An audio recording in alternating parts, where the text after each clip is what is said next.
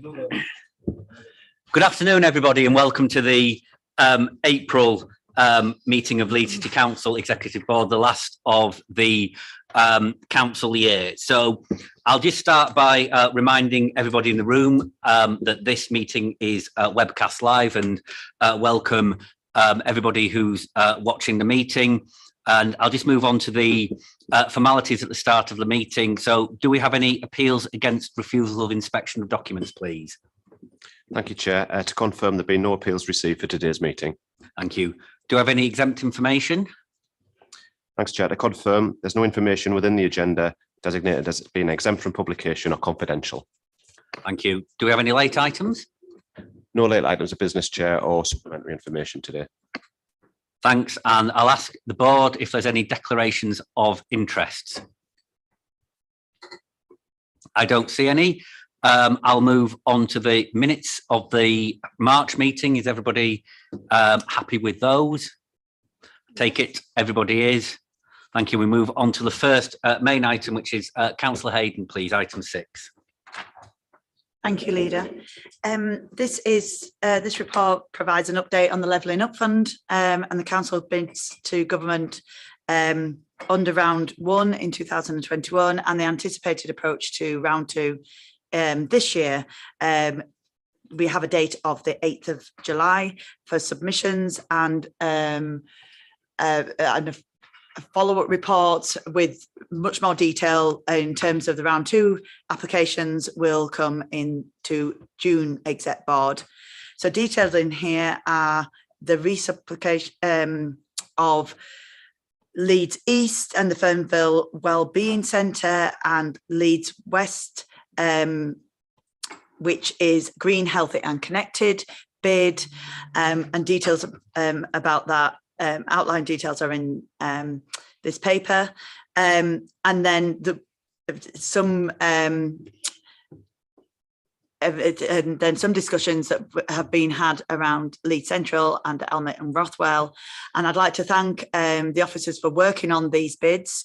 Again, it's quite a quick time frame, and the MPs for their engagement in terms of getting ready bids for their areas.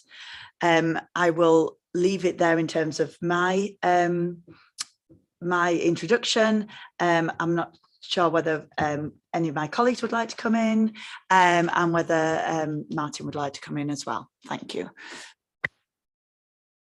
Yes, can I begin by thanking the officers who are dealing with the Pudsey constituency scheme, and thank them for their hard work and thorough briefings.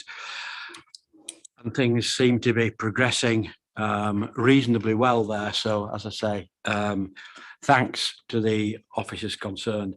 I'm particularly looking forward to seeing the drawings of the footbridge across the ring road linking Carvely and Farsley, actually different parts of Farsley, which has been split ever since the ring road was constructed in that particular area. Having said that, I want to comment on the current position with round 2.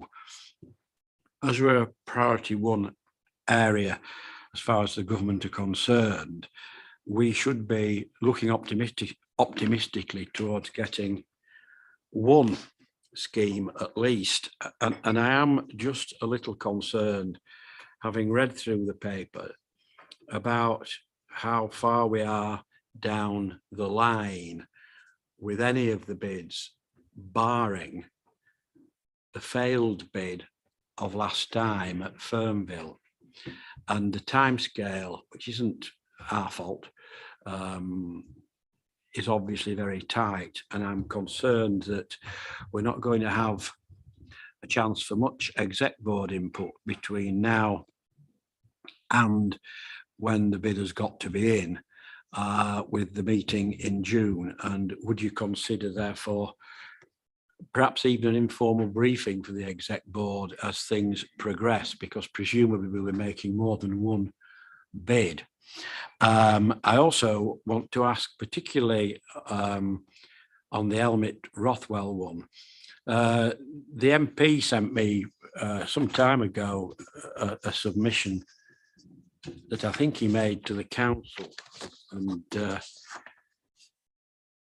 yes, indeed, that's correct. And in it, there was one of the areas you've picked up in this report we haven't mentioned really is the suggestion of a station at Methley, and I think the answer given on that is it wasn't shovel ready enough to be considered. That may well be the case. Yeah. I don't know.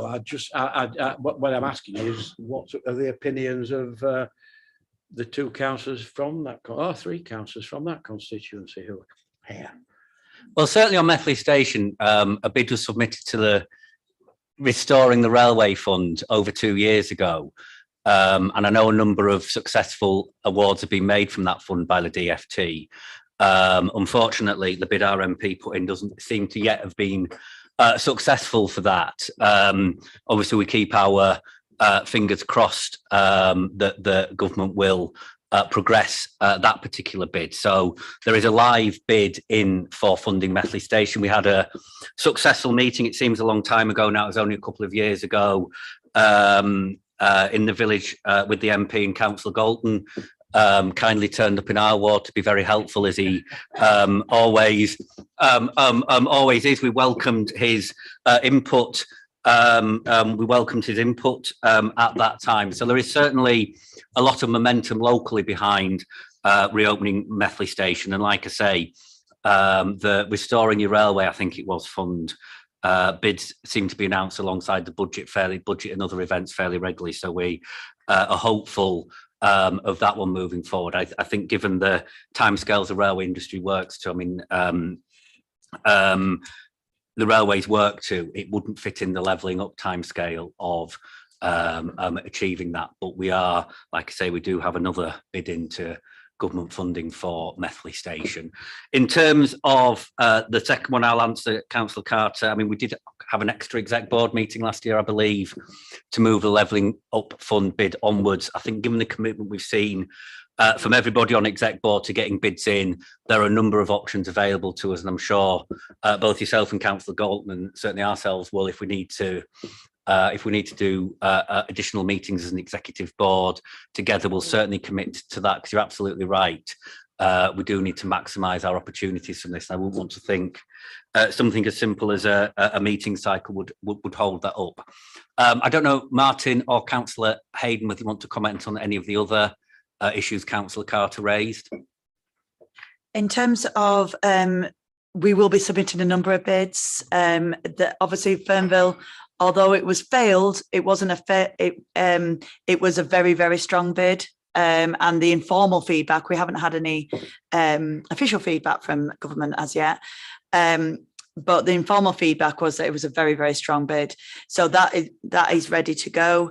The Leeds West, the Green, Healthy and Connected bid is very far advanced. And we're, you know, with the work that's been done by the local, the councillors involved and the MP Rachel Reeves, the other two bids, then they do need some work on in the next couple of months, which is why we'll come back to June exec board with that.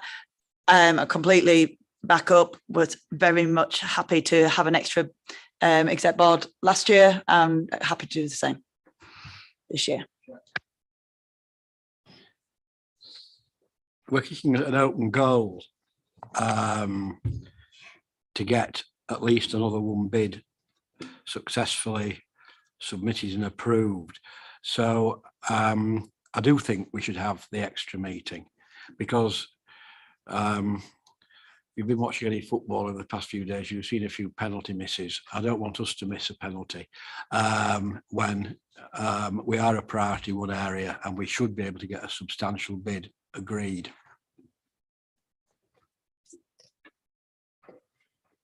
Like I said, when it comes to the time to doing that, we'll be more than happy to bring exec board together, whether, like you say, informally or formally.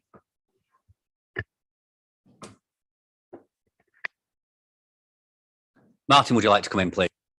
Just a point of clarification. Leader, the deadline for submission of the bids is the 6th of July, just for the minutes. Yeah.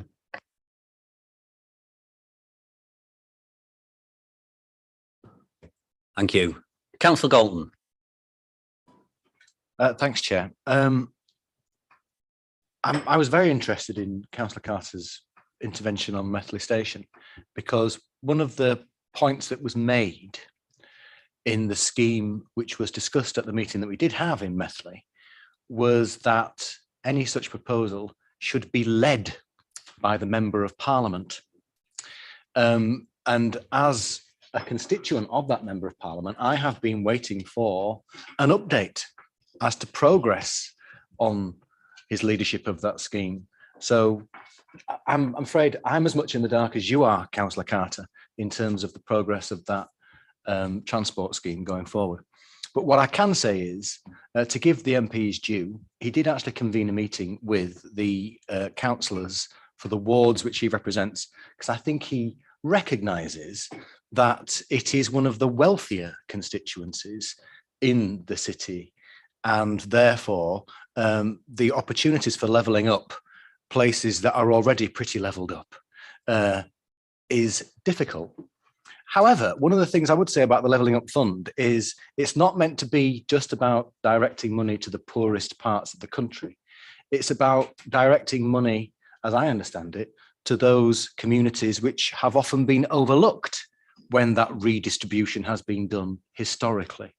And one of the areas which has been overlooked time and again is the area around Rothwell and Methley and Allerton Bywater, which are ex-mining communities, but never quite met the criteria for deprivation-based index funding. And I think this is a great opportunity for such a scheme in that area to be developed up.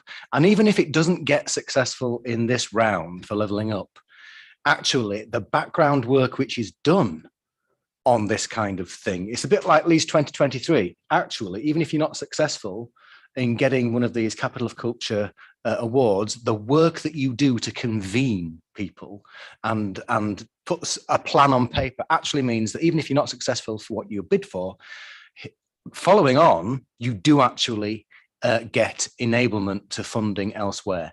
And I think that kind of work, which needs to happen on all of these suggested bids, will be very exciting for those communities that they're involved in. But I do think that the Elmet and Rothwell bid is a little bit more, shall I say, headline grabbing and innovative in terms of a regeneration of a post-industrial landscape reimagined as a leisure destination to enable the disabled in particular to access high-class infrastructure. And I look forward to that idea being developed with officers between now and July. Thank you, Chair. Thank you, Councillor Galton. Yeah. Councillor Carter. Well, I don't know whether I'm pleased or I'm sorry that Councillor Galton decided to be political. I'll say this document I have in front of me was produced by the Elmet and Rothwell MP after a meeting on the 12th of November that he had with various councillors. Councillor Harland, I think you attended, and councillors listed 11 possible schemes. The MP then submitted those thoughts to this council, and he had no feedback until he chased a reply 2 weeks ago when he was informed that officers were proposing the idea of creating a greenway on the canal and river path around Rothwell and Kippax. No mention of any of the other schemes. Now, as Councillor Galton has suddenly become an expert in the Levelling Up Fund, I suggest he goes back and reads the criteria, because if that's the way you treat somebody who you want to be a sponsor of your scheme, you're going a funny way about it. And I would think the people of the area would prefer some proper engagement and discussion and not political point scoring from you.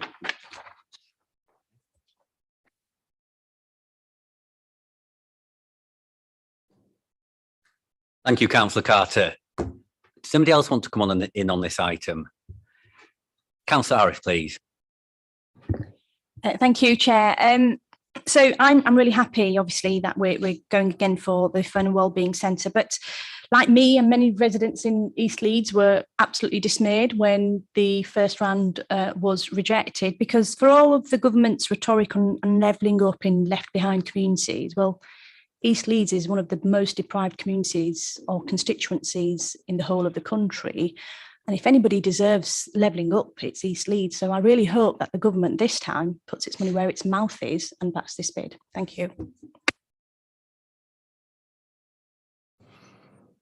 Thank you. Somebody that learned to swim at Fernville, I'm very supportive of this. I think it was new. I think the I think it was a new sports centre when I learned to swim, which probably says more about how old I am than anything else. If there's no further comments on this paper, I assume that everybody supports the recommendations to move forward on the proposals made. We'll note the comments made around the table. It's a very swift process moving forward. We certainly, as agreed, will look at if we need to bring a meeting of executive board together. That's not currently in the diary to do that. That's our commitment to achieve that. And we'll move on to your paper then, Councillor Cooper. Thank you, Leader. And my paper for today's board is on financial health monitoring. It's chapter 11 in the process of this year's monitoring of the finances of the organisation. So just a couple, I'm assured that members have read the report, so I don't need to go through it in detail, but just a couple of points to note: that the pay award has taken place and staff have received the backdated pay in March 2022, and that we have still got some pressures in unfunded COVID-related spend, and also an underspend is projected around 0.4 of a million, along with that overspend. The pressures still remain on energy costs to the organisation, and we need to keep this in mind for the final outturn report, which will be next month.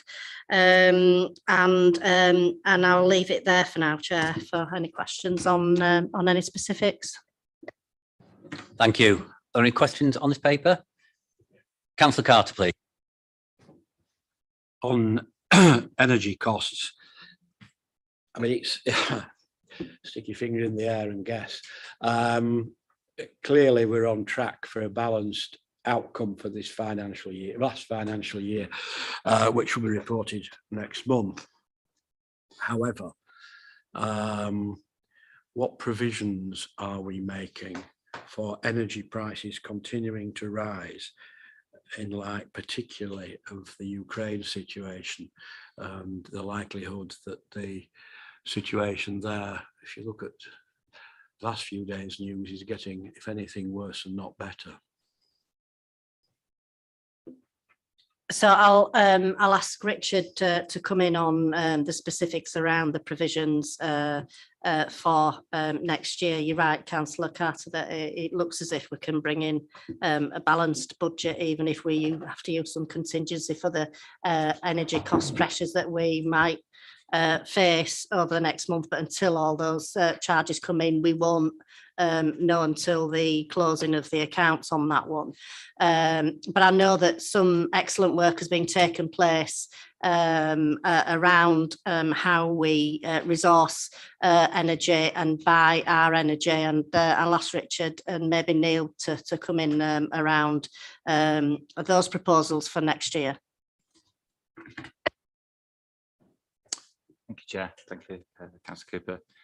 It is quite a fluid situation that we've got with regard to energy, and almost as soon as we did the 2022 budget and it went to executive board, clearly these pressures became realised in terms of the projections, and members remember they received the report last month at this particular board, which shows what those variations are.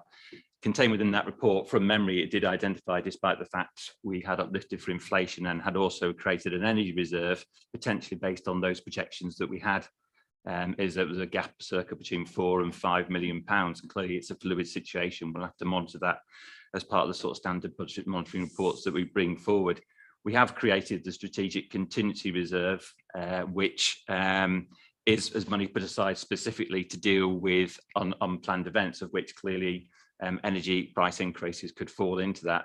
I guess the issue is moving forward beyond 2022-23 is to make sure that the base budget with regard to energy costs is sustainable, and we will need to reflect that in terms of the updated medium-term financial strategy report, which will be coming to this board in September. Thank you. Can I just ask a supplementary on that? I recall we made some decisions about advanced purchasing of energy supplies, and I would guess that's currently paying off. Is it? Yeah, I mean, on that, so we are pretty much hedged until October on our current purchases. So our exposure is through part of this winter. Even then, we've got around about 2/3, I think, bought. So it's the exposure on the third which hasn't been bought, which, as Richard said, last time we came to executive board was around about 5 million, I think, more than what we had put aside in reserve. Now, actually, I think the price is a bit down from where we were last time, actually, at executive board. So prices are a bit lower than that. So our outturn on current prices would be, within that figure, lower than that figure. As you've indicated, it is going to be a bit of a judgment of Solomon to kind of judge what is the right time to go with purchasing the remainder of our requirement over the winter. But I think it would be, what we set out last time was probably the outer limit of what we would be expecting. Yeah, I think the other point to note on the energy pressure for finances as well is that we're not alone in that situation, obviously, and so I think working together with other authorities and through the LGA and with the government on how we can address that as local authorities is the best way to go forward as well. So we're undertaking some of that work as well, Councillor.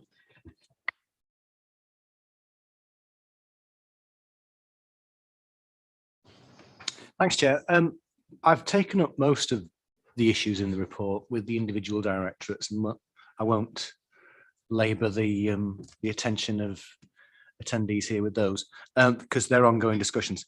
But one thing I would like to highlight is, and it's something that's been highlighted to me as local councillor as well, is the performance of our housing services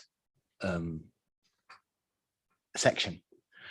In particular, in terms of how long homes are in void for, and the impact that has on so many other departments and their budgets. Because I noticed that in this report, there's been an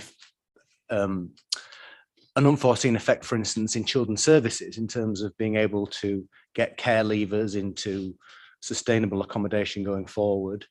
There's also impact in terms of our own income generation, obviously, because we're not getting the rentals from these properties which are void.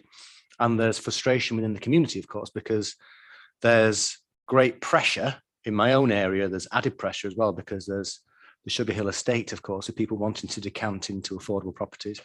And to see properties sometimes for up to 8 months empty, for a variety of reasons. First, of course, it was social distancing due to COVID. Then it was material shortages due to COVID. Now we're being told that it's a subcontractor shortage due to COVID. And I thought most of our lease building services operatives were in-house direct employees of the council. So I'm very concerned on that. And I just wondered, given the impact it has on all these different spending streams, could we have a report at the next executive board to have a bit of a deep dive into the building services and the position that we have now on voids, because the COVID effect should obviously be less so as time progresses. And it would be good to know that we've got a mitigation plan for all those deficiencies and in the system in terms of getting homes repaired and brought back into usage, considering there's such a long waiting list. Councillor Rafiq, please. Thank you, Leader. No, you've mentioned about COVID and some of the pressures. I mean, this is not in Leeds. We are running behind with the void numbers. You're quite right about that. But I think nationally there are issues to do with labour market shortages. It's not just related to COVID. There are issues to do, sourcing materials as well. Although things may get better, and we're not completely out of the COVID as well. We've still got staff who are actually ringing in, who are obviously having virus, and virus is still out there as well. But we have got plans to deal with that, to source extra support, extra external subcontractors to deal with it. Not just relying on Leeds building services and mayors to kind of carry out. So I'm confident, Chair, that in the coming months that we'll be bringing the numbers down of the voids in the city. But can I also say that it's not just to me, this problem isn't just immune to Leeds. I've tried to kind of suss out, see what the situation is elsewhere, and they are struggling, if not worse than us. So there are some real issues out there in the market, which we are trying to deal with. Thank you. Thank you. I'm going to bring Councillor Cooper in and then Gerald, please. Thank you, Leader. Yeah, just a couple of points, but I'll ask Gerard to come in on some of the detail maybe around the action plan going forward to deal with the increase in voids. We have to remember that we come from a historical excellent place for our void numbers. Nationally, we were recognised as one of the outstanding performing councils on voids, and COVID has had a huge impact. COVID, among other issues that you quite rightly mentioned when you spoke, Councillor Galton. So, the issues of materials, the increase in cost in materials, and so on. And COVID is still with us. I myself am only just out of isolation from having COVID. So I do know that we're still suffering from some absences to do with COVID, not just within the council, but also within some of the contractors that we do use. And we do use contractors through LBS to conduct some of the work and some of the contracts that we need to undertake in our housing stock.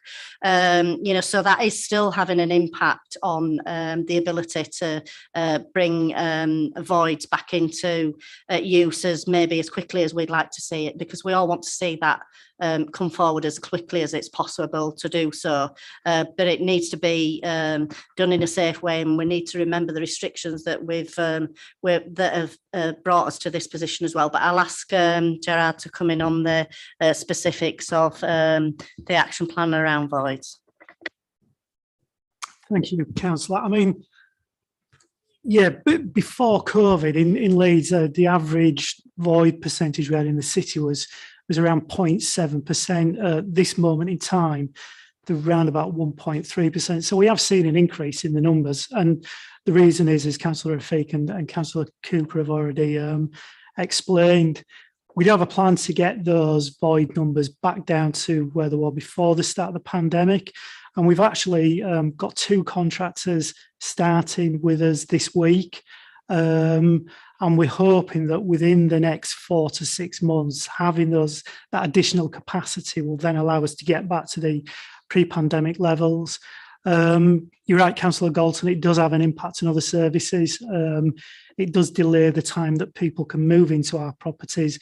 That said, the allocation process hasn't slowed down. We're still working as quickly as we can with applicants and identifying properties for them. It's just the time it's taking to get the properties up to a habitable situation for them to move into.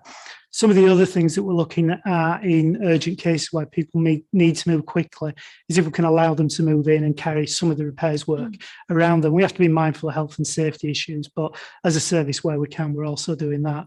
And I'll be happy to bring back some details to the next exec board if that's required, Chair. Thank you. Tom would like to come in, please. Yeah, I was just going to add confirmation really, because I was up in Seacroft meeting the teams yesterday, and I can confirm that somebody was off having caught COVID that morning from the Voids team. The allocations team were incredibly busy. I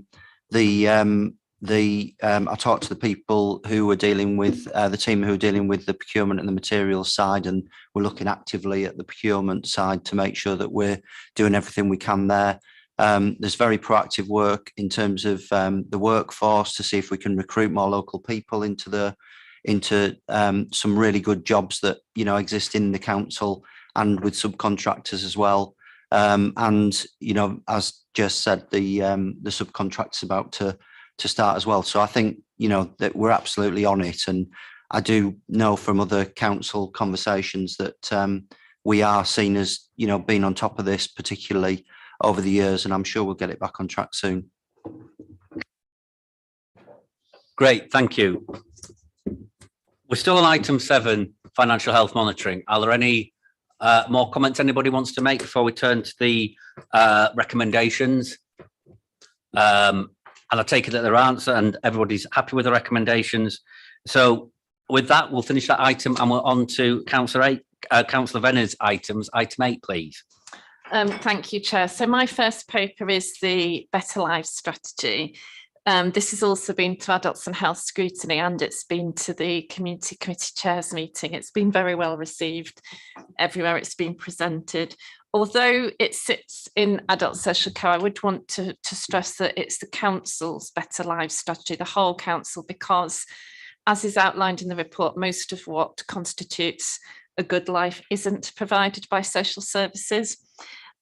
We've had really good engagement in the development of this strategy. We had a workshop for elected members as part of the development of the trust strategy, which was really well attended by councillors from across the chamber, and led to some really interesting discussions, because obviously we're very rooted in our communities. We ended up at one point talking about assisted bin collections as an example of something that's really important, but not delivered directly by adult social care, but there are a range of things that contribute to people having living a positive, independent, happy life.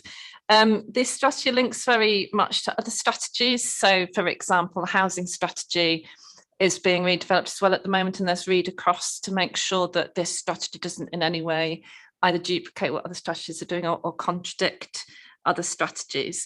In terms of governance, it will be overseen by the Better Lives Board, which I co-chair with somebody who's a service user, so Leeds involving people, provide support, and members of the Better Lives Board. So it's very much a co-produced piece of work, and the governance will be between the department and people who are in receipt of services. So there'll be a set of metrics which will be produced for each outcome, so that the Better Lives Board can monitor progress against the outcomes in the strategy, and the board today are being asked to approve the Better Lives strategy. Thank you, Chair. Thank you. Councillor Carter, please. Well, it would be hard to disagree with anything in the paper, really. But as always, you come back and Councillor Venner, to some extent, addressed the point. How success is to be measured. So I was interested to hear the comments about the matrix and reporting back to the board that she co-chairs. What about reporting back, never mind the matrix, in an intelligible way to the people of Leeds as to how successful this has been, and what your ideas of measurement are in that respect, because I think it is an important piece of work. A lot of time has obviously gone into it, and it would be extremely churlish to start nitpicking all the way through it. But the proof of the pudding's in the eating. So I'd like to hear a little more on that, please. And also, I'm surprised you wanted to venture into the bin collections, but never mind. Councillor Rafiq was hoping not to have a mention of that today, but you brought it up. So I carried on. Over to you, Councillor Venner. Thank you. Yeah, I did realise I'd opened up inadvertently a conversation about bins. I'll close that down quite quickly. I'm going to hand over to Kath actually to do the detail around the metrics, because obviously she has much more oversight of the operational detail than I do. So at the moment, we've got a suite of possible metrics against each of the key themes that people said is a priority for living a good life. They're many and varied, so things like number of M43 homes, that's homes that provide full wheelchair access, number of discretionary housing payments made, number of benefit claimants in Leeds following advice and support, obvious things like referrals to adult social care, number of local health and wellbeing plans. Anyway, we've got a whole suite of possible metrics. We're going to work with the Better Lives Board members for them to work with us to choose those that they think are the most pertinent ones to actually measure progress.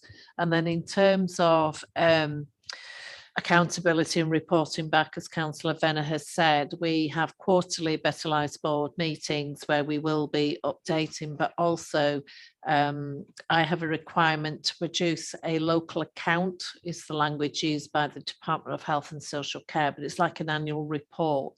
And we think it's important that we publish progress in that annual report as well. So it'll go to a wider audience than just the Better Lives Board.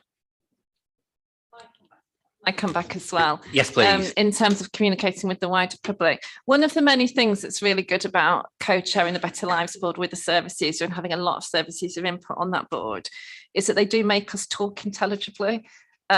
Because as you'll know, health and social care is really jargonistic, and having a board made up of people that are in receipt of services, they challenge us all the time about the fact that we have to communicate more effectively and we have to disseminate information better, and they come up with ideas like, why don't we use libraries more? Why don't we put out more written material? And this has also come up on, it comes up a lot on the Health and Wellbeing Board as well, which I chair. Around how the health service and the health system communicates with patients and people in receipt of its services. Health Watch have identified communication as the biggest single issue that would make the most difference to patients if it was better. And as a result of that, we're doing a workshop of the Health and Wellbeing Board just on communication in terms of how the health system communicates with people using its services. So I think your points are really well made about the fact we have to be better at communicating directly with the public and in an intelligible way. Thank you. Thank you. Somebody else? Councillor Galton, please. Thanks, Chair. I very much welcome the paper, primarily because I was reminded as well, this isn't a paper for Leeds as a city, this is a paper for Leeds as a council, as an organisation. And as far as I'm concerned, it has become an accountability framework, because as soon as this is adopted as a council document, it means that every department of this council is meant to live up to everything which is in here. And so for me as a local councillor who wants to pursue excellence in my own small geography in the Leeds Council jurisdiction, actually this is a help, because it reminds some council departments that they are meant to be helping to deliver some of the outcomes which are mentioned in this document. So for instance, the bit about good housing, we do have an issue, for instance, in my ward, I know, and it's replicated across the city.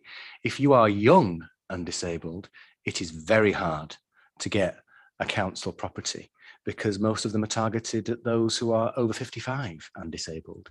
And we do need to do something about that. And that's enshrined in this document. When we're talking about the disabled and access to green space, as a councillor, I recently wanted to get somebody to do an audit of our local green spaces to show how accessible they were to disabled people. And despite the best efforts of the professionals in the council that are responsible for it, we couldn't find anybody to do it. And there certainly wasn't anywhere internal to deliver such an exercise to help us to plan better for the future. So this is a really good document to challenge how we currently operate to ensure that we respond to the wider needs of people, because we've all committed to it here. So I welcome it very much so. Thank you, Councillor Galton. Are there any more comments on this paper? Nope. Is everybody happy with the conclusions? I take it everybody is happy, and we'll move on to item 9, please, Councillor Venn. Thank you, Chair. So this is the child poverty strategy that I'm presenting, which is an overview of our work on mitigating the impact of child poverty. And we report twice a year to this board and twice a year to scrutiny. As people will be aware from all our work and from what's in the news as well, families are having an absolutely extraordinarily difficult time at the moment.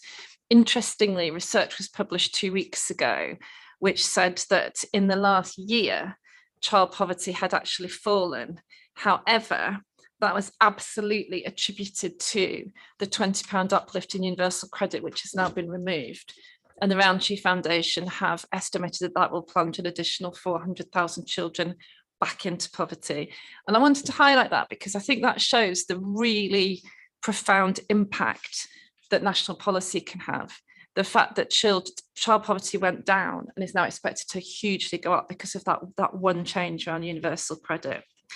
I'd really like to sort of highlight that information about where people can get support around the cost of living crisis is on the council website. I mean, obviously this crosses into Councillor Harlan's portfolio around communities, but there's a lot of information on the Money Information Centre part of our website.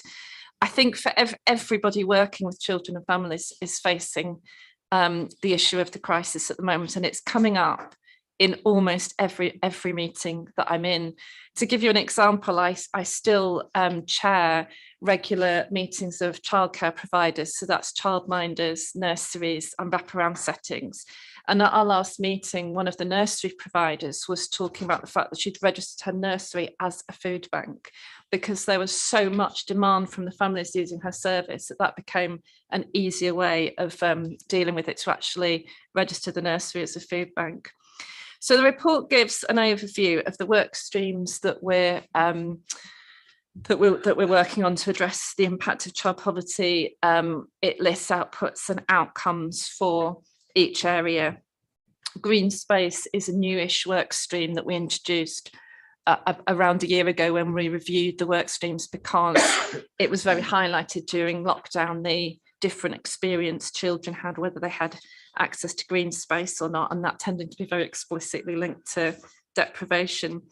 I particularly wanted to draw people's attention to the improved partnership between children's services and housing, which has been a very positive piece of work over the last year or so. We've got people from housing now sitting on the foster care liaison group and the corporate parenting board, which is partly about addressing the impact of families living in poverty and the needs of care leavers, but also recognises that corporate parenting is the whole council's responsibility.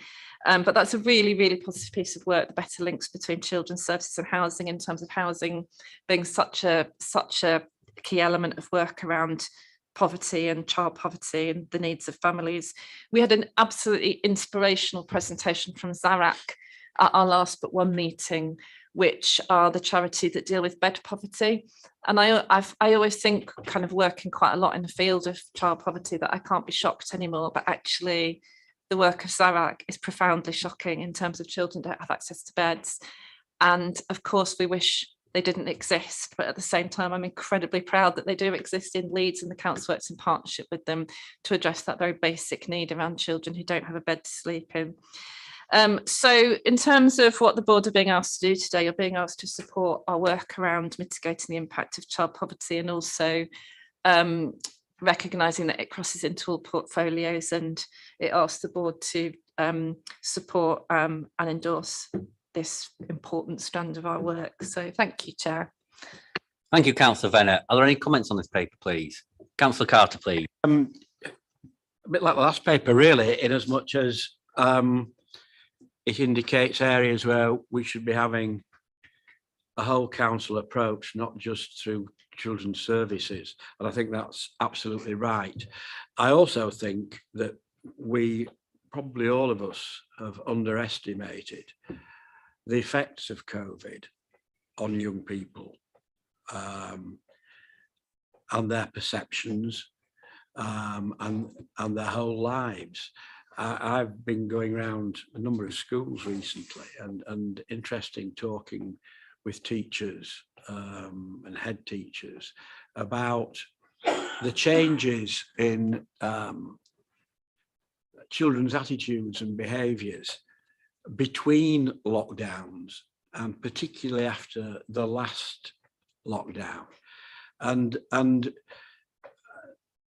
they're going to have in schools, I think, one heck of a job to do over the next considerable time, in the hope they can get kids back subconsciously even to a level of normality that isn't there at the moment, and still isn't there at the moment.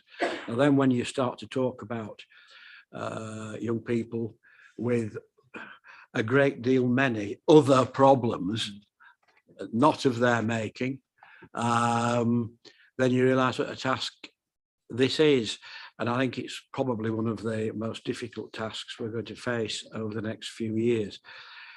I was looking at various statistics, and for the last 30 years, the number of children in poverty has gone up and down, but never down by much. It's now going up quite significantly, but it's been at a level for 30 years, which is really unacceptable. And now, with the effects of COVID, we have to do, I think, a lot more about it. And I hope this paper, particularly bringing together different departments of the council, you talked about green space, you talked about housing, hopefully that will contribute towards making it a better situation. But when you talk about that number of young people in poverty, and we could argue about definitions, and I have argued about definitions and continue to, particularly about relative poverty, but there is nonetheless a major problem in the country, and in particular in the big cities. Councillor Venner, please. It's true that child poverty has fluctuated, but it was halved between 1997 and 2010, and it is now rising exponentially and predicted to rise faster as a direct result of policy. And the reason I had the point about universal credit is because it does demonstrate how much of an impact national policy can have. And I would really urge you, because you will have more influence over the current government than we do, to press that point that actually there's a real need for national leadership around this. And it was Theresa May's government that removed the requirement for local authorities to have a child poverty strategy. And they also removed the target that had been there with the previous Labour government to reduce child poverty by 2020. So there's a real need for national leadership both in policy in this area. In terms of the impact of COVID on children, I mean, I've talked about this in other settings. It's something that obviously I'm looking at a lot, but there's a really profound impact on babies that were born during COVID, that were toddlers during COVID. It's coming out really profoundly in our early years settings, you know, children that haven't been used to being held by anyone other than their parents, having to go into early years settings and having separation anxiety. Children's speech and language isn't where it should be, children's ability to socialise.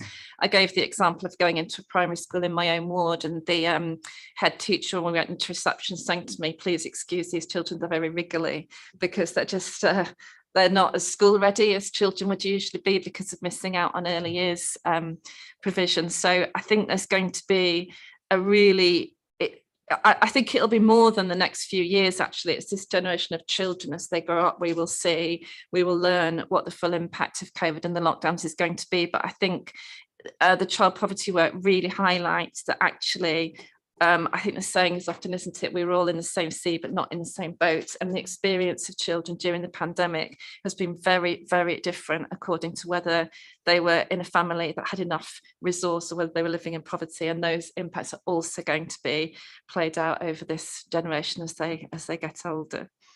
Thank you. Thank you. I'm going to bring Councillor Pryor and then Julian, please. Yeah, just to reaffirm some of what Councillor Venner says, I really welcome this paper. Councillor Carter, I don't think it's right to characterise child poverty as something that goes up and down with no control over it. Policy has an impact. Between 1997 and 2010, 1 million children in this country were brought out of poverty. It wasn't just coincidence, that was policy, brought 1 million children out. And it has been going up consistently since 2010, spiked, as Councillor Venner said, through COVID. And in my conversations with teachers, children's reactions to the pandemic and lockdown has been different from child to child.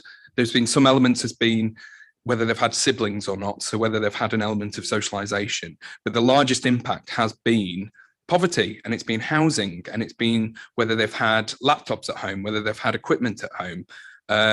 Different school to school as their experiences have been hugely different. You know, there have been some schools where teachers were focusing on, are the children waking up on time and brushing their teeth? While other schools were focusing on, you know, are they on their third worksheet on their iPad this day? So you can see how kind of poverty is just widening that gap, which is absolutely right, why we need that focus on it as a council.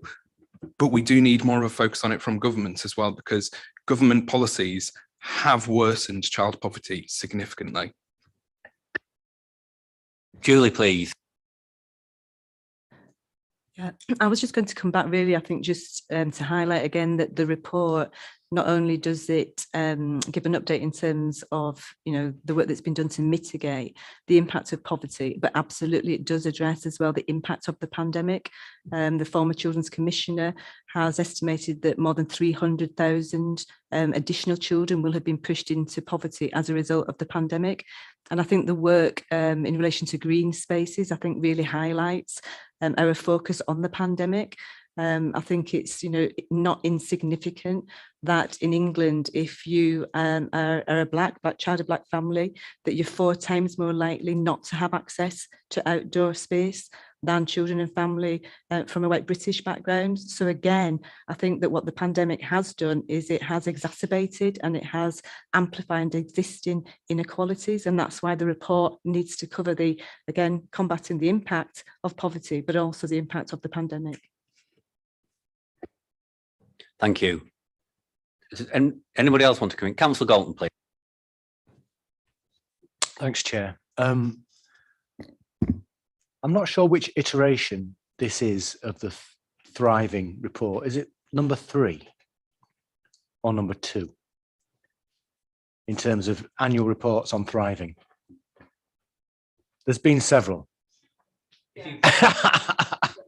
I'll leave that one in the air. I think the point is there have been several, and I have been critical in the past in terms of what was included within the document, primarily because this council is excellent at understanding statistics, and it knows the rate and size of everything. And the statistics just made there about you know, the ability for black children to access green space. We've got all that information in our hands.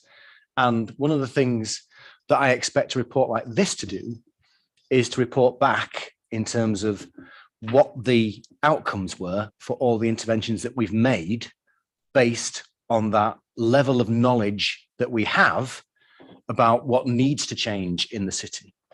And each time this report comes, it's very good at reporting on outputs, and it repeats actually year on year, sometimes the same ones. and it, for instance, the baby app, but it doesn't give me any understanding as an elected member how much of the population is benefiting from this baby app in terms of the demographic it could support, as opposed to the number of people that are accessing it and appreciating it. And I think this is a thread that runs through the report. Sometimes it feels like it's a curation piece where we gather in all the information and evidence we've got from ourselves and our partners as to things that we're doing to try and counteract poverty or as a response to poverty, but we never know whether what we're doing is actually making a significant impact on those individuals that we want to support. And then sometimes you think, actually, the situation is just so bad right now.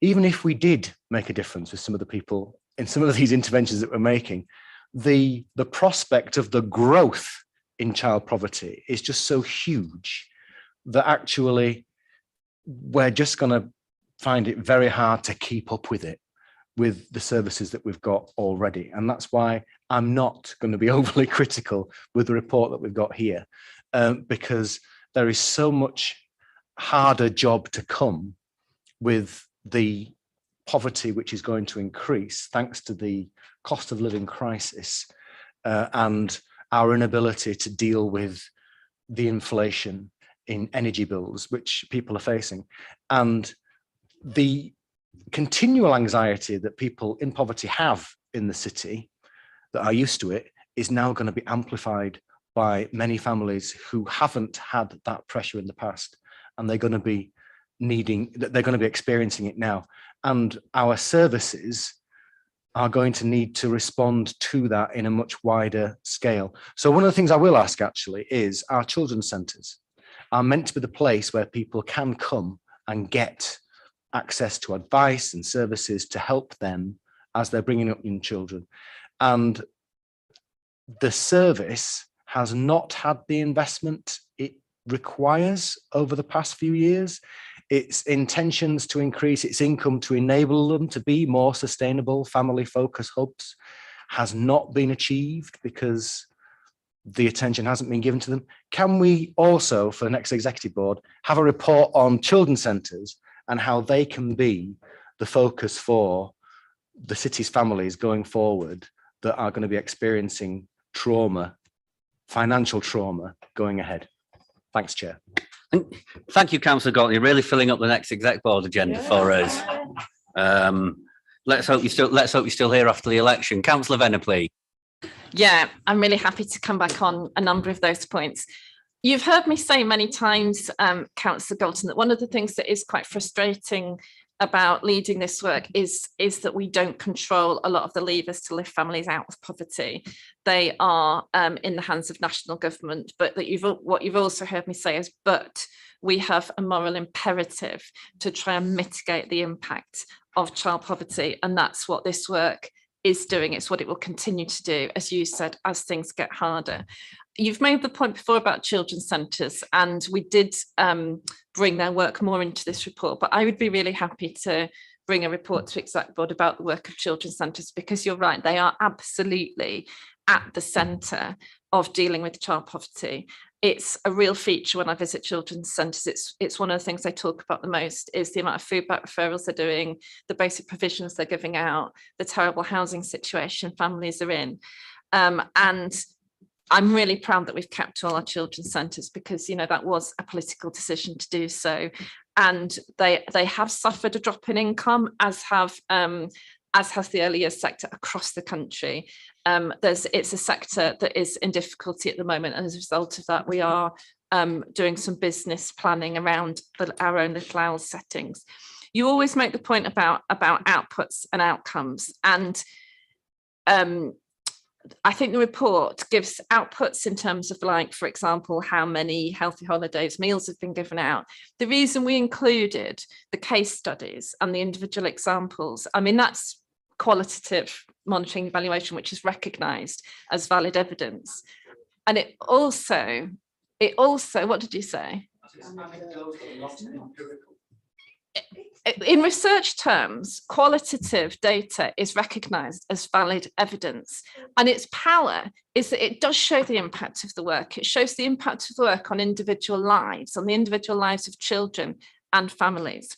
With regard to outcomes, we talked in our last meeting about looking at how we monitor outcomes around healthy holidays more. For example, what impact does healthy holidays have on school attendance? I think that would be a really interesting thing to look at, because one of the reasons we do healthy holidays is because if children come back to school after school holidays hungry, they don't learn as well. However, I think in measuring that, if school attendance improves, it's really hard to disaggregate whether that's because of the Healthy Holidays programme or because of other work that's been done around attendance.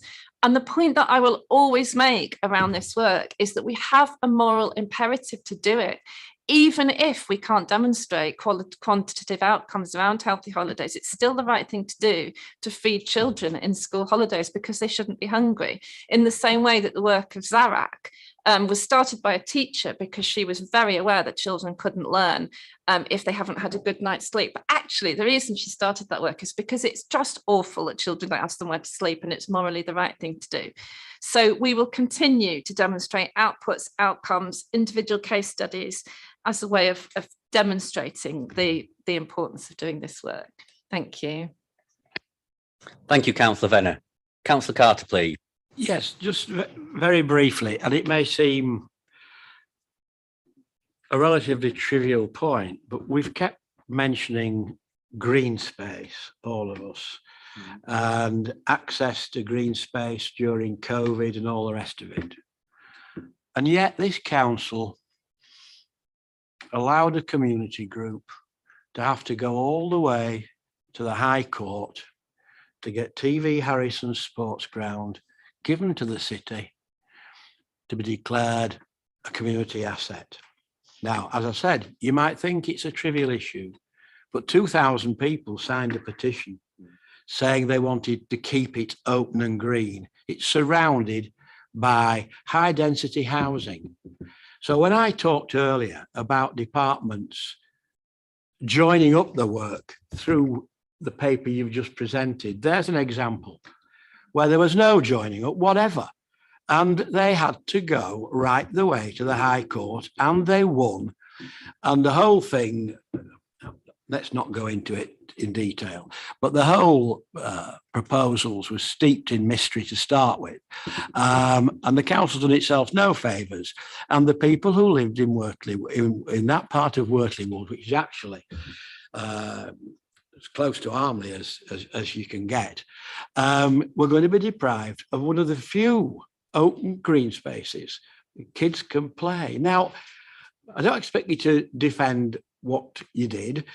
I expect you to accept that it's a community asset. And if you're going to talk about young people having access to green space in inner city areas, or certainly adjacent to the inner city, then you've got to stop that sort of thing. You should never have got off the starting blocks.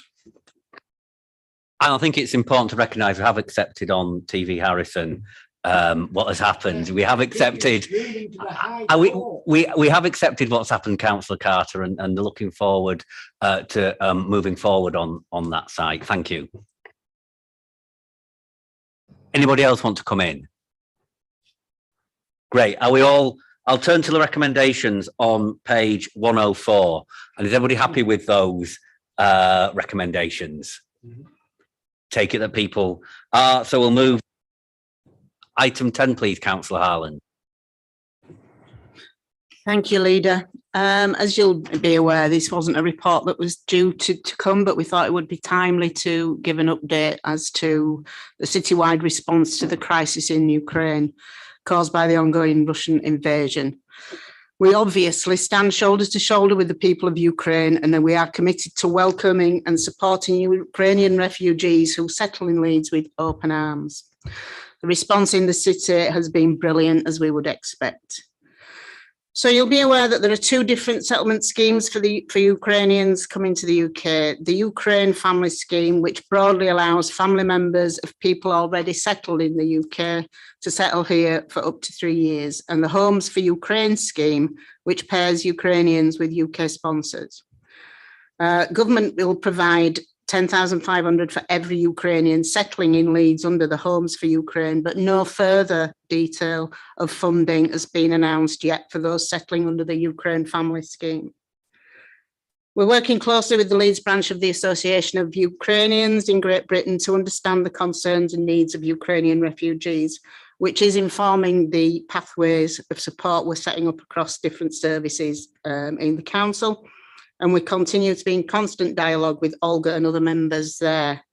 They can also offer a welcome insight into the emotional support and needs that these families and people will need, and they'll offer support in that area. There's lots of responsibility has fallen onto local authorities, and the details of funding are in the papers, but we have been working in arrears, and there's obviously an impact on resource. Government policy updates and changes are happening daily as we are dealing with the things on the ground. So we are facing some challenges. I've asked Paul and Nadeem to come to give an update of where we are today with numbers and any issues that have been encountered.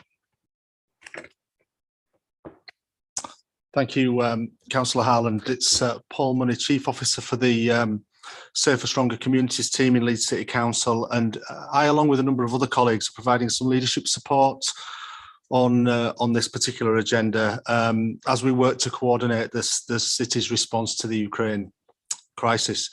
As Councillor Harland has identified, there's two different schemes in operation.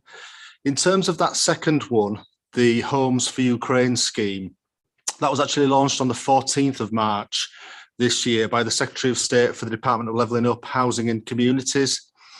And initial guidance for councils on this scheme was issued a few days later on the 18th of March. And I think it's fair to say we've been in receipt of updated guidance continually ever since.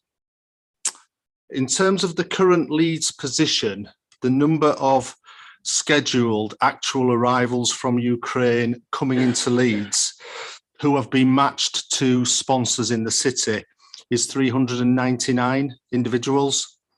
But we've identified there are a few glitches and some issues with the Foundry government database.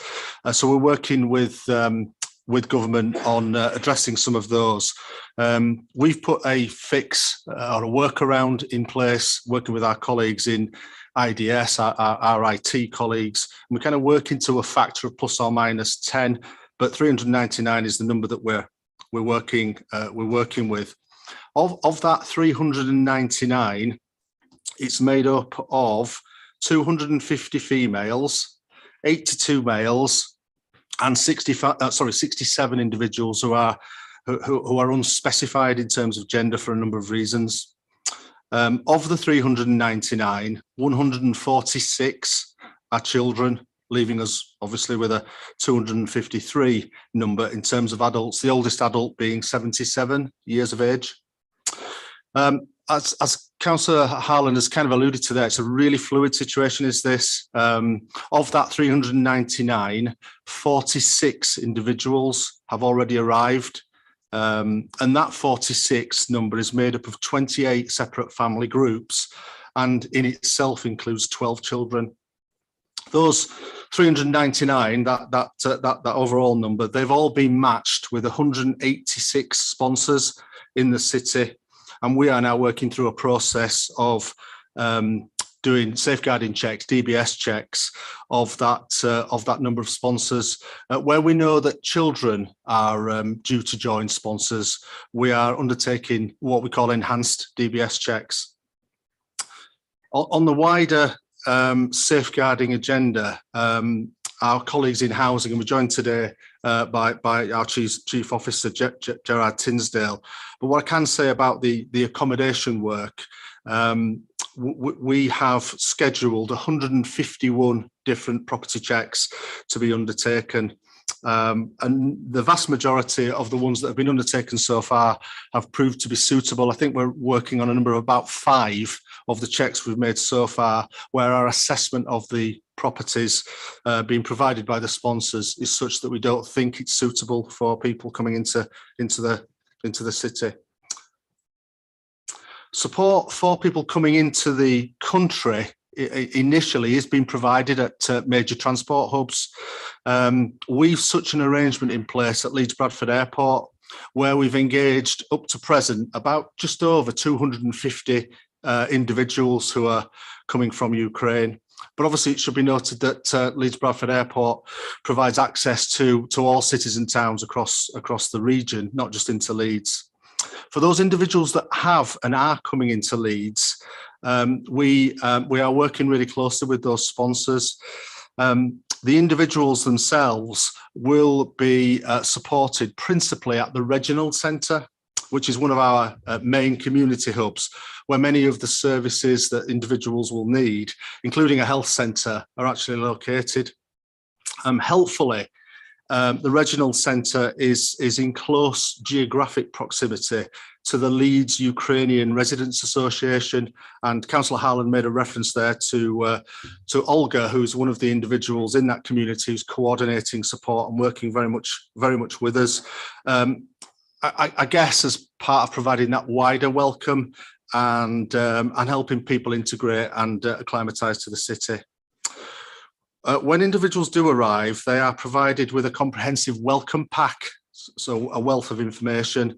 And we're also sending that same welcome pack to sponsors, an English language version of that welcome pack to sponsors. In terms of the visa situation, checks this morning with the Home Office advise that they've issued a total of 154 visas, with a number obviously still pending. Obviously, not all of the 154 people have arrived in the city, and visas will cover both the two schemes that Councillor Harland has referenced. We're working with the Home Office and we're working with the Department for Levelling Up and Communities and Housing to try and streamline that visa process as much as we can and be as proactive as we can be in terms of this process. Chair, if it's okay with you, just for a couple of minutes, I would like to invite my colleague Nadeem just to talk very briefly about some of the high-level processes and arrangements we've got in place to kind of manage this situation as we move forwards, if that's okay with you. Yes, please. Thank you. Nadeem Sadiq, Head of Community Relations and Cohesion. So from the outset, really, with a fast-paced changing agenda, we've at the outset established a cross-council strategic partnership working group, coordinating the work and responding at pace to government guidance and the Homes for Ukraine scheme, as well as a family visa scheme. This has involved working collaboratively with partners, services and communities who are playing a key role in responding to this challenge and continue to do so in line with our Team Leeds ethos and values, with the council playing a pivotal role in coordinating and leading our response to this crisis. In terms of liaising with colleagues in the broader geography, we've been doing a lot of work with our sister local authorities in establishing a welcome hub at Leeds and Bradford Airport, and with colleagues at the Home Office and the Department for Levelling Up, Housing and Communities to help shape policy and guidance. The welcome hub is now operational, fully operational, and able to provide general information to new arrivals, as well as emergency accommodation and onward travel if needed. The launch of the Leeds Together for Ukraine appeal, established at the outset really to support the needs of Ukrainian refugees as they arrive into the city, is now well and truly underway. We're working with refugee charities and third sector organisations to help develop that fund further. Kickstarted by Leeds City Council with a donation of £50,000, the appeal has almost reached £100,000, and we will continue to push that appeal moving forward as well. We've been working through national guidance for the Homes for Ukraine scheme to ensure that sponsors are matched and provided with the necessary support, as Paul has already alluded to. And we're working with other organisations such as Reset, a national organisation, who are playing a leading role in the matching of arrivals to the UK with sponsors in the country as well. We've established a combined and coordinated response set up at the Regional Centre and the Ukrainian Centre for those refugees who need assistance on arrival to the city. and to support settlement and integration and access to other support services such as GP registration, and that all is available through the regional centre as well. It's been referenced on a number of occasions, but we are in regular dialogue and engagement with the Leeds branch of the Association of Ukrainians in Great Britain to help prepare for new arrivals to the city and to better understand their needs and concerns. And within that, we've developed a welcome pack for new refugees, translated into different community languages that will help them settle into life as seamlessly as possible in Leeds. As part of our response, we are on a daily basis responding to a range of new and unique scenarios that will present themselves. And given it's unprecedented in recent times, we're working through these in line with our values of being a welcoming and compassionate city to try and provide the appropriate support to arrivals as and when they arrive into the city. Working with a range of different partners across the council and across communities, working with partners who will help us assist to provide new arrivals with the emotional and mental well-being support that's needed as they arrive into the city. Thank you. Thank you. It's useful to have the update, given how quickly this agenda is moving. Are there any comments on this paper, please? Councillor Carter, please. Yes, can I first of all thank Paul and his team for all the work they're doing as regards this terrible situation. As I think I said last council meeting, I never thought in my lifetime I would see this sort of carnage erupt in Europe again. It's a difficult situation. It's going to remain difficult, I fear, for a long time. If you look at the news today, you'll see it's nothing but very bad news. And it's a difficult situation for all councils who are having to move on the hoof as the government is, because a lot of people forget that the war in Ukraine didn't start in February 2022. They've been fighting since 2014 in the eastern part of Ukraine. And that particular part of the Ukraine is the home to a large number of Russian-speaking Ukrainians, some of whom identify very strongly with the Russian state, although I'm not sure how they feel about that now, having seen cities levelled to virtually nothing in which they live by a man who seems to me to be the epitome of evil. And so it's not easy, therefore, to simply start opening the doors and letting everybody you would like to come in without proper checks and balances. And we're already I mean, the Home Office, to be fair, are under huge pressure to speed up the visa system for reasons we all understand, but we all also should understand what speeding up the system means. And we need to be very careful that we are putting in place the proper support packages for these poor people. We come back to children again. We've gone on about COVID and the effect of COVID on kids in the UK. How about the effect of watching members of your family shot and your home blown up and your country devastated? It starts to put everything into a horrible perspective. So thank you for the briefings, which I very much appreciate. Thank you for all you're doing. I don't think there's anything anyone can do about the fluid situation until Putin realizes that his atrocities have got him nowhere and have to stop and let most of these people who want to return home, and why wouldn't they, actually get home. And so we can only do what we can do in that period of time when they're our guests, and we must look after them. Thank you for that contribution. Councillor Galton, please. Well, one thing you do with welcome guests is you don't make them wait at the door. And I think this is an area of disagreement, actually, with Councillor Carter. I'm not sure how much a security threat mothers and children are to this state, and therefore shouldn't be subject to such security checks, which delays them actually getting to our shores.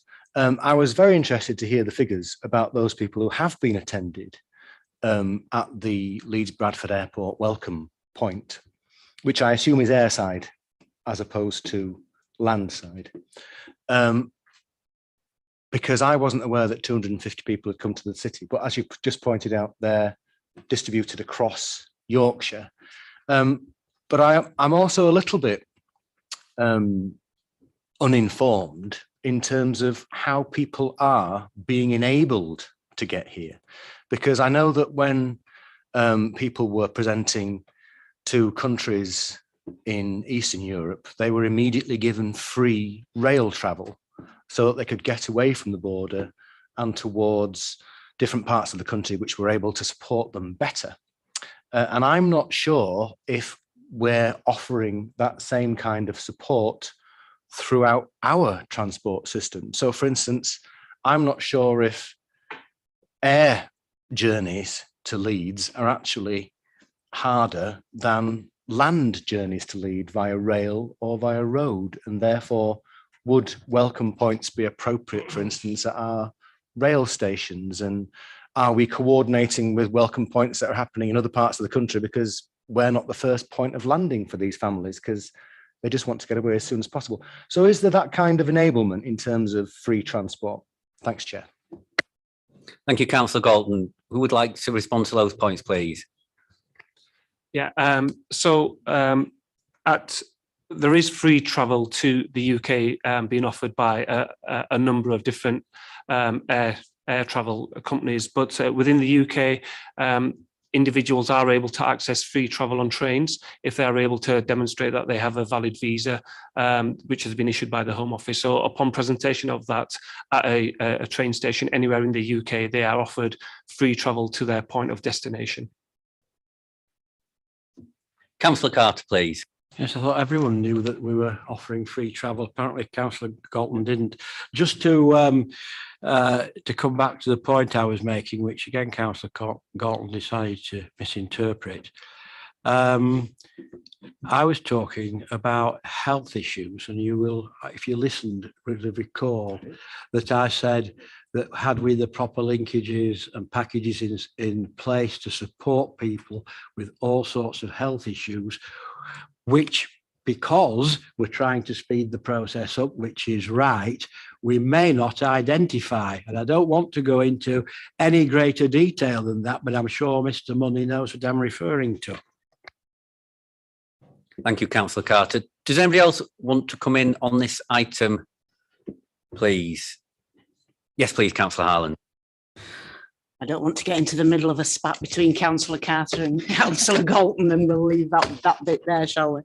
I'd just like to thank Paul, Nadeem, and the teams across the council that have been working on this, and just, you know, not just the organisations in the council, but organisations across the city that are really pulling out all the stops to help and make our guests as welcome as we possibly can. Something like this really does highlight the Team Leeds ethos that Nadeem referred to, and, you know, the approach that we need for that joint working. We've proved through COVID that joint working helps and can only benefit. And I think we've shown again that we're able to rise to any challenge in this city that's thrown at us, and we've much to be proud of, but very proud of the teams that are dealing with this day to day. Thank you, Councillor Harlan. I think everybody in exec board would agree with that point about the work we've done, and again, in a different situation. I know we've been recognised for the support we gave the Afghan community last year and into this year as well. I'm going to turn to the recommendations on page 146, taken from discussion. Everybody is happy with those recommendations, and we'll move on to the last item, please, Councillor Pryor. Thank you, Leader. So this report provides an update on UK SPF, which is the Shared Prosperity Fund. This is intended to replace ESIF, which is the European Structural Investment Fund, and sets out the preparations ahead of the formal launch of UK SPF later in summer this year. Preparations being led by the West Yorkshire Combined Authority, and our economic development team at the council are supporting WICA in making initial preparations at the local authority level. I'll leave it there. Thank you. Are there any comments on this paper? Yeah. I didn't realise it was a comedy paper, Councillor Galton, but please go ahead.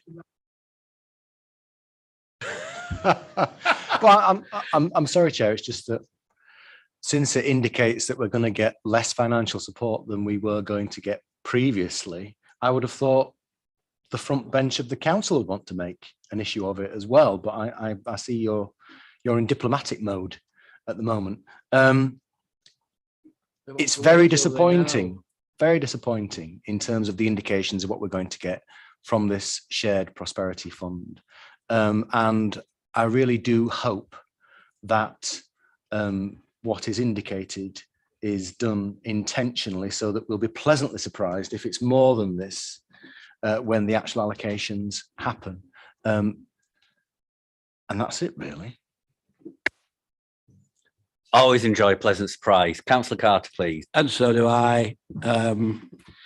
Chairman, we don't know, we guess, but for the first couple of years, it runs in tandem. So it's actually more.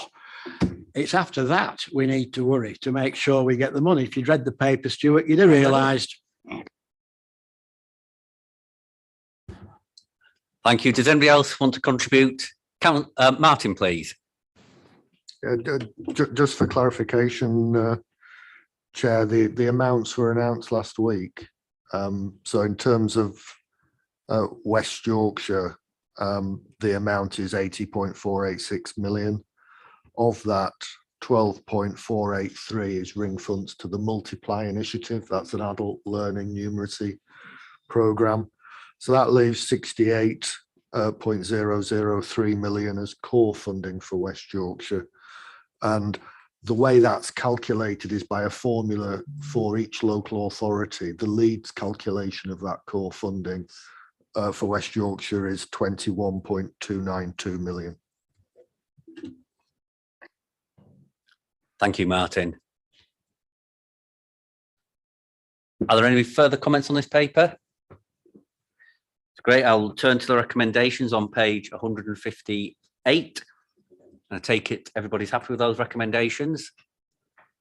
That's great. We can close the meeting with no exempt items today. Thank you, everybody, for attending.